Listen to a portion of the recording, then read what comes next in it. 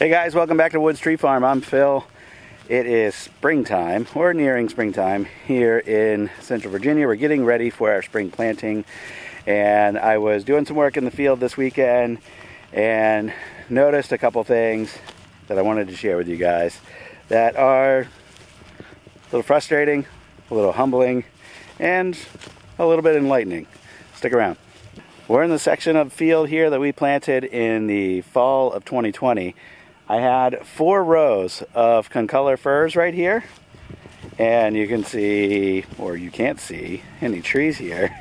There haven't been many Concolor survivors, and I've had issues with Concolors throughout our property. There's only one little spot, which I'll show you in a little bit, where we have some survivors, but these 4 rows here were 25 trees each row, 100 trees.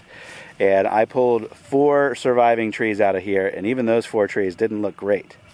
The rest of this section up in here was canaan firs, and there's probably 50% loss on those. And we're going to be filling in with pines in this area this year. This is going to be 4 full rows of Austrian pines, and then everything else we're just going to fill in with white pines. We're kind of coming to the realization that pines grow. Like, look, they're literally everywhere. Pines will grow here. When we started this venture, we set out and we said, we want to grow better Christmas trees than anyone else, and we want to have fir trees. No other Christmas tree farms in our region have fir trees. Well, I think we know why. Our heavy clay soil and our hot climate just isn't great for growing firs. Doesn't mean we're not stubborn enough to keep trying. We will keep trying on a small scale and see if we can figure something miraculous out. But in the meantime, we need to get our inventory numbers up, and we've been doing that in the last 2 seasons with Leland cypress, Carolina sapphires, and a couple different species of pine, trying to figure out, what grows best, what looks best as a Christmas tree. We have a bunch of Norway spruces too, but I've throttled back on planting those just because they have heavy needle loss and they don't make that great of a Christmas tree. They look great in the field. They're over here. They look great, but unless you cut those later in the season, they make a big mess, and that's not what customers want. All right, over here you can see where we sprayed these rows, so you can see where there was not much plant growth for a period. So there were 4 more rows over here with 15 trees per row, so that's 60. So 160 trees altogether that were planted here. I pulled another 4 survivors out of this. So now I have 8 survivors out of 160 trees. And what I'm going to be doing is replanting those elsewhere where we've had some more success with Concolors.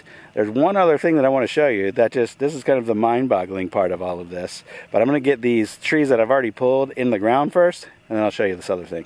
So here's my bucket with my 8 trees. All I'm going to do, and I just started this before I turned on the camera, I've got spots where trees were planted previously. I've just turned the soil over with a shovel in those spots. I'll plant these by hand. And, these are all kind of decent size. Oh, this one I just noticed. This one has, if that'll come in on the camera, some damage on the bark. So that's probably long-term. I don't know. Maybe it'll survive, maybe not. Right now it looks good, so I'm going to go ahead and plant it. I don't know if any of these others have any issues, but these are all going to get in the ground, and then I'll show you that other thing.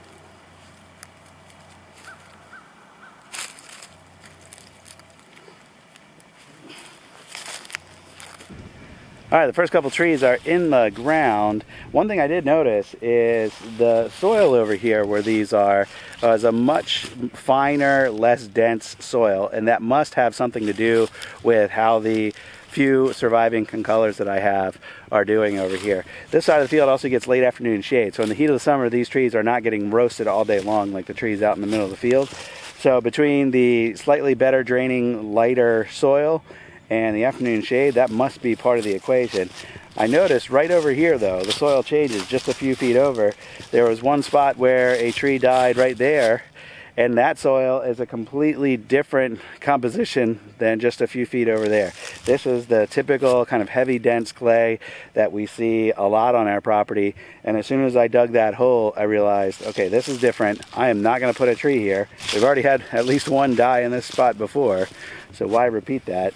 So went down there where there were a couple other gaps, and like I said, the soil is completely different.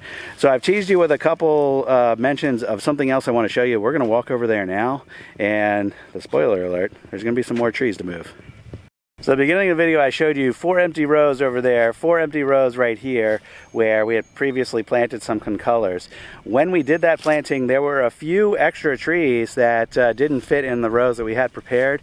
So we kind of separated out the smallest trees and we set them up in what I called a little transplant bed. Now this is not a true transplant bed, but we made a little area right here. We tilled up a little box, and we had some leftover Scotch pine, some leftover canaan fir, some leftover Concolor firs that just didn't fit in the rows that we prepared.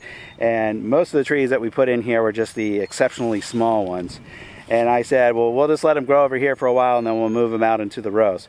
Well, last year, I pretty much just left these for dead. It got so hot and so dry, and I kind of peeked over here and I saw a lot of them were dead, and I let it go. So there's tall grass right here. This area was never weeded. It was never fertilized. It was never irrigated. But you peel back all of the weeds. Take a look. There are surviving trees in here. There's another one. And I don't know how many there are. I've kind of just poked through here a little bit. I've got at least 5 or 6. But there are more. There's a couple Scotch pines over there that I can do something with. So that's what I'm going to work on now, is pulling these out, and we'll go ahead and move them to the field.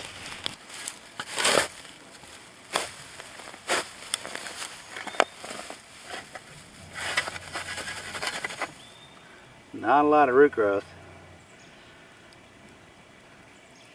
I don't know how it survived, but it did.